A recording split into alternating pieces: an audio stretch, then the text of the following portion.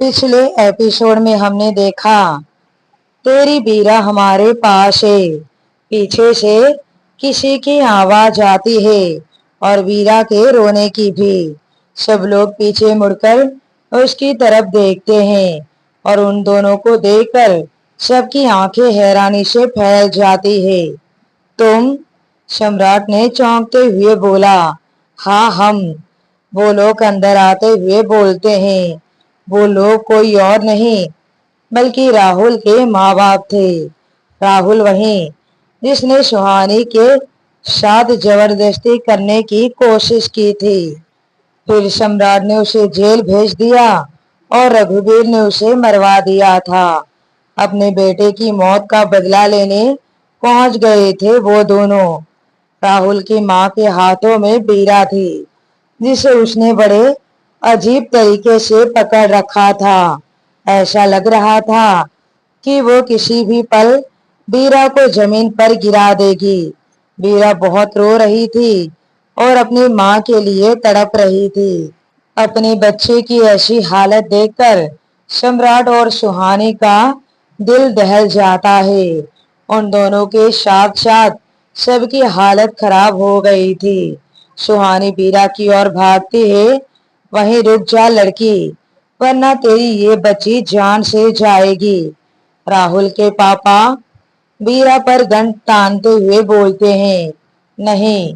सम्राट एकदम से चिल्ला पड़ता है। उसकी आवाज में घबराहट साफ झलक रही थी। सुहानी भी अपने कदम वहीं रोक लेती है। बीरा? वो भी चिल्ला पड़ती है। मेरी बच्ची। राहुल की माँ उन सबको रोते हुए देखकर बोली।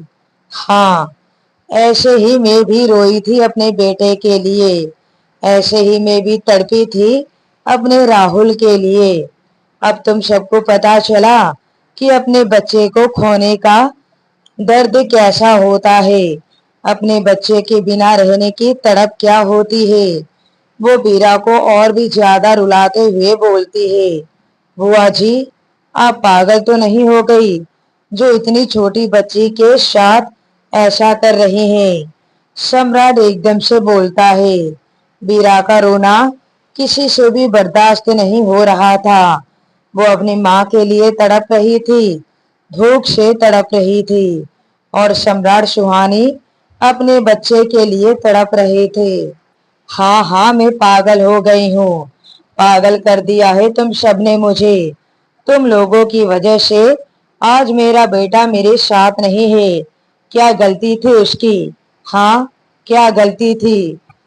ना तो तुम लोग उसे पुलिस के हवाले करते और ना ही उसका एक्सीडेंट होता।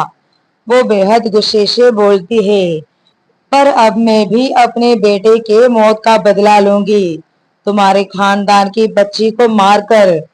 ये कहकर वो पागलों की तरह हंसने लगती है।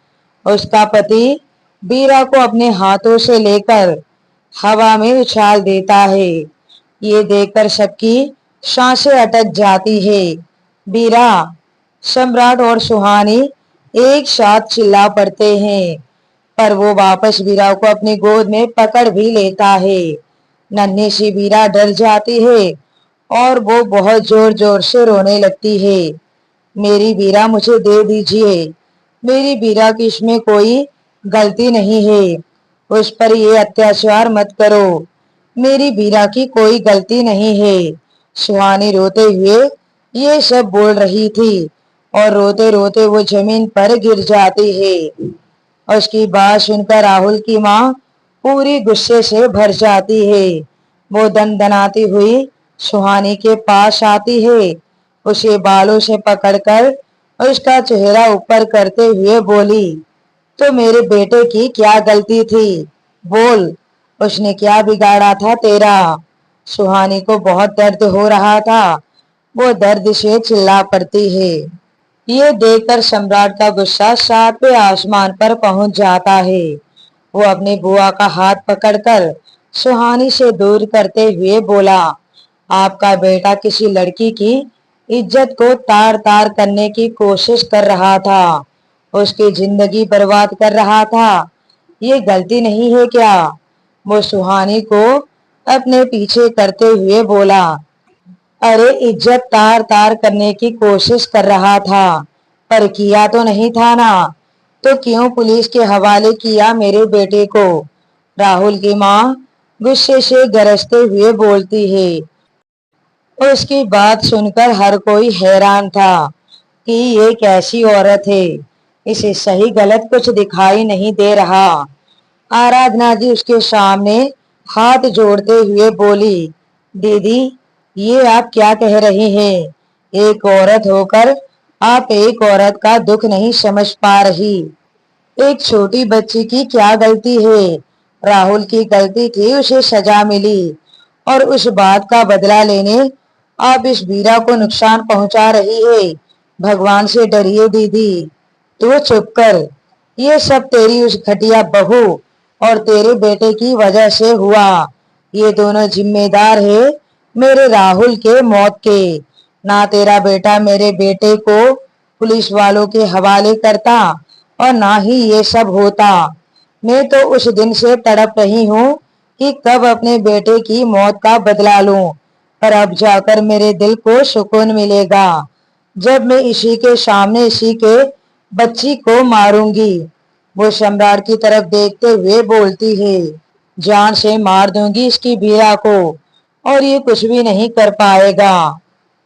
रघुवीर एकदम से सामने आते हुए बोले, ऐसा मत कर, तुम्हारा गुनहगार मैं हूँ, जो सजा देनी है मुझे दो। मेरी जान ले लो पर उस बच्ची को छोड़ दो। मैंने एक्सीडेंट करवाया था राहुल का, मैंने मरवाया था उसको। रघुवीर सबके सामने अपना गुनाह कबूल करते हुए बोलते हैं। राहुल के पापा गुस्से से उसकी तरफ देखते हुए बोले, मरेगा तो तू भी आज बुढ़े, पर इससे पहले तेरे खानदान की ये लड़की, तेरी परपोती, ये तुम सबकी आंखों के सामने तड़प तड़प कर मरेगी। इसके बाद तुम सब मारे जाओगे। नहीं, ऐसा मत करो, छोड़ दो मेरी बच्ची को, छोड़ दो। रघुवीर गिड़गिड़ाते हुए उसकी तरफ जाने लगते हैं ताकि वो वीरा को उसकी गोद से ले सके, पर तभी रघुवीर की टांग में गोली लगती है, जिससे रघुवीर लहूलुहान होकर वहीं गिर जाते हैं। सब घबरा जाते हैं। आराधना जी की तो डर के मारे चीख निकल जाती है, पर उन दोनों के सिर पर तो सनक सवार हुई पड़ी थी अपने बेटे के मौत की बदला लेने की। इस वक्त उन्हें सही गलत कुछ भी दिखाई नहीं दे रहा था। सुहानी रोते हुए उन दोनों से मिन्नतें कर रही थी कि उसकी बच्ची को छोड़ दे। यही हाल आराधना जी का भी था। रघुवीर दर्द से तड़पता हुआ जमीन पर पड़े थे। अरविंद जी उसके पास जाकर उन्हें देखने लगते हैं। रघुवीर ने कहा, मेरी चिंता मत करो, वीरा को बचाओ। वो बड़ी ही मुश्किल से इतना बोल पाते हैं। वीरा को तो अब कोई भी नहीं बचा सकता। ये कहता हुआ राहुल का बाप वीरा को बहुत जोर से हवा में उछालकर अपनी पत्नी को देते हुए बोला, ये ले, खत्म कर दे इस बच्ची को अपने हाथों से और ले ले अपना बदला। ये देखकर सबकी जान निकल जाती है, पर विराट एक मौके की तलाश में था। उसका ध्यान वीरा पर था। सम्राट राहुल की मां को दूसरी तरफ धक्का देता है और जल्दी से जाकर वीरा को थाम लेता है। उसकी आंखों से आंसू बह रहे थे और वो उसे कसकर अपने सीने से लगा लेता है, जैसे उसकी सांसें वापस आ गई हो। ये देखकर वो आदमी पूरे गुस्से से भर जाता है। वो एकदम से सम्राट पर गोली चला देता है, जो कि उसके कंधे पर जा लगती है। सुहानी एकदम से चिल्ला पड़ती है, सम्राट। ये कहते हुए वो उठती है और टेबल पर रखा फूलदान उठाकर उसके हाथ पर मारती है, जिससे वो गन जमीन पर गिर जाता है। तेरी इतनी हिम्मत कि तू मेरे पति पर वार करे। ये कहती हुई राहुल की माँ उसके बाल पकड़ती है और उसका सिर दीवार पर दे मारती है और जल्दी से गन उठाने लगती है। लेकिन इससे पहले कि वो गन उठाती, तभी वहां पर एक गोली चलने की आवाज सुनाई देती है। रुक जाओ सब, जरा सा भी हिले तो भून कर रख दूंगा। इंस्पेक्टर अंदर आते हुए बोलता है। दरअसल सूर्यवंशी निवास में आने से पहले सम्राट ने पुलिस को फोन कर दिया था रघुवीर को पकड़वाने के लिए, पर उसे नहीं पता था कि यहाँ पर इतना कुछ हो जाएगा। पुलिस वाले अंदर आते हैं और उन दोनों को पकड़ लेते हैं। सम्राट बीरा को थामे हुए जल्दी से सुहानी के पास आता है। उसे अपने सीने से लगाते हुए पूछा, तुम ठीक तो हो? सुहानी के माथे से खून बह रहा था। वो झट से बीरा को अपने गोद में ले लेती है, उसे सीने से लगाकर बेतहाशा रोने लगती है। सम्राट की भी आंखें नम थी। वो उन दोनों को अपनी बाहों में भर लेता है। पुलिस वाले दो चार झापड़ लगाते हैं उन दोनों को। ले जाओ इन्हें, ये इंसान नहीं जानवर है जो एक मासूम सी बच्ची से बदला लेने आए हैं। अरविंद जी उनके सामने आते हुए बोलते हैं। रघुवीर जी भी धीरे धीरे उठकर खड़े होते हैं। रुक जाइए इंस्पेक्टर, इनके साथ साथ मुझे भी गिरफ्तार कर लीजिए। रघुवीर की बात सुनकर सब लोग हैरानी से उसकी तरफ देखते हैं। किसी को यकीन नहीं हो रहा था कि रघुवीर ऐसा कुछ भी बोल सकता है। बाकी पुलिस वाले उन दोनों को वहां से ले गए थे।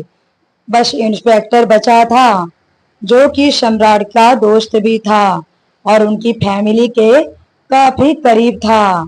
रघुवीर जी की बात सुनकर वो इंस्पेक्टर भी हैरान रह जाता है। उसने रघुवीर की तरफ देखते हुए कहा, ये आप क्या कह रहे हैं दादाजी? मैं ठीक कह रहा हूँ बेटा, मैं भी सजा का हकदार हूँ। मैंने भी बहुत गुनाह किए हैं, जिसकी सजा भुगतने के बाद ही मुझे सुकून की मौत नसीब होगी। वो रोते हुए बोलता है। उनके आंसू देखकर साफ पता चल रहा था कि उन्हें अपने किए पर कितना पछतावा है। जो सबक सम्राट उन्हें सिखाना चाहता था वो रघुवीर बहुत अच्छे से सीख गया था। इसके बाद वो किसी तरह धीरे धीरे चलते हुए सम्राट और सुहानी के पास आता है। अपने दोनों हाथ जोड़कर माफी मांगते हुए बोला, माफी मांगने के लायक तो नहीं हूँ, पर फिर भी हाथ जोड़कर तुमसे माफी मांगता हूँ। मुझे माफ कर दो मेरे बच्चों, मुझसे बहुत बड़ी गलती हो गई। मैं अपने ही हाथों से अपने परिवार की खुशियों में आग लगा दी, अपने घर की लक्ष्मी को घर से बाहर निकाल दिया। कितना अंधा हो गया था मैं, दौलत के नशे में, पैसों के नशे में, और जब होश आया तब तक तो मैं अपना सब कुछ गवा चुका था। वो बहुत ज्यादा रोते हुए बोल रहा था। उनकी हालत देखकर सबकी आंखें नम हो गई। रघुवीर अपना आंसू साफ करते हुए बोला, तुमने सही कहा था सम्राट, मेरे पास पैसा तो बहुत होगा पर रिश्ते नहीं होंगे। यहाँ तक कि अपनी परपोती का चेहरा देखने के लिए भी मैं तरस रहा हूँ, तड़प रहा हूँ इसे गोद में लेकर आशीर्वाद देने के लिए। सुहानी बहू, सबसे ज्यादा दोषी तो मैं तुम्हारा हूँ। बेटी बनाकर तुम्हें इस घर में लाया था और मैंने ही अब तुम्हारे साथ धोखा किया। सच में कितना गिर गया था मैं, समझ ही नहीं पाया कि पैसा परिवार से ज्यादा जरूरी है। मुझे माफ कर दो मेरी बेटी। ये कहता हुआ वो अपने हाथ जोड़ देता है। सुहानी उनके हाथों को अपने हाथों में थामते हुए बोली, ये आप क्या कर रहे हैं दादाजी? आप मेरे सामने। रघुवीर भी वहीं फूट फूट कर रोने लगते हैं। जब वक्त इंसान के हाथ से निकल जाता है तो सिवाय रोने के वो कुछ भी नहीं कर सकता। सम्राट एक बार भी उसकी तरफ नहीं देखता। उसका गुस्सा भी अपनी जगह जायज था। सुहानी बेटी, मैं जानता हूँ कि मैं तुम्हारी माफी के लायक नहीं हूँ, पर मेरी आखिरी इच्छा समझकर क्या मैं बीरा को एक बार अपने गोद में ले सकता हूँ? ये मेरे लिए किसी फरिश्ते से कम नहीं है।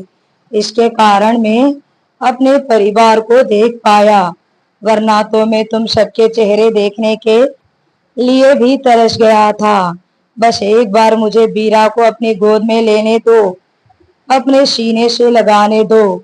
लगभग वो सुहानी के सामने गिड़गिड़ाने लगता है। सुहानी मासूम सी उससे रघुबीर की हालत देखी नहीं जा रही थी। वो आंसू भरी नजरों से सम्राट की तरफ देखती है। सम्राट उसकी तरफ देखता है, फिर अपने पलके झपकाकर हाँ में इशारा करता है। अगले ही पल सुहानी बीरा को रघुबीर के गोद में दे देती है।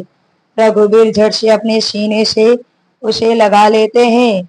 अब उसे मौत भी आ जाए तो भी उसे कोई गम नहीं। वो बीरा को जी भरकर प्यार करता है। ऐसा करते हुए उसकी आंखों से बेइंतहा आंसू बह रहे थे। उसे रोता हुआ देखकर सम्राट ने अपना चेहरा फेर लिया। रघुवीर जी जी भरकर बीरा को प्यार करते हैं, उसे खूब लाड़ लड़ाते हैं। न जाने कितनी बार वो उसके मासूम से चेहरे को चूम लेते हैं, उसके छोटे छोटे हाथ को चूम लेते हैं। इसके बाद वो बीरा को सुहानी के गोद में वापस देते हुए बोले, जिस दिन से तुम इस घर से गई हो उस दिन से खुशियों ने इस घर से मुंह मोड़ लिया है। मेरा हंसता खेलता घर वीरान बन गया है। इस घर में लौट आओ बच्चों, ये तुम्हारा घर है, अपना घर संभालो। वो सुहानी के सिर पर आशीर्वाद भरा हाथ रखते हुए बोलते हैं। इसके बाद वो खुद को पुलिस के हवाले कर देते हैं। किसी को उम्मीद नहीं थी कि रघुबीर भी ऐसा कर सकता है, क्योंकि वो कभी किसी के सामने झुका नहीं था। पर आज झुका भी, रोया भी और गिड़गिड़ाया भी, अपना गुनाह कबूल भी किया। सजा पाने के लिए खुद को पुलिस के हवाले भी किया। शायद इसे ही सच्चा प्रायश्चित कहते हैं। आंसू तो सम्राट की आंखों में भी थे।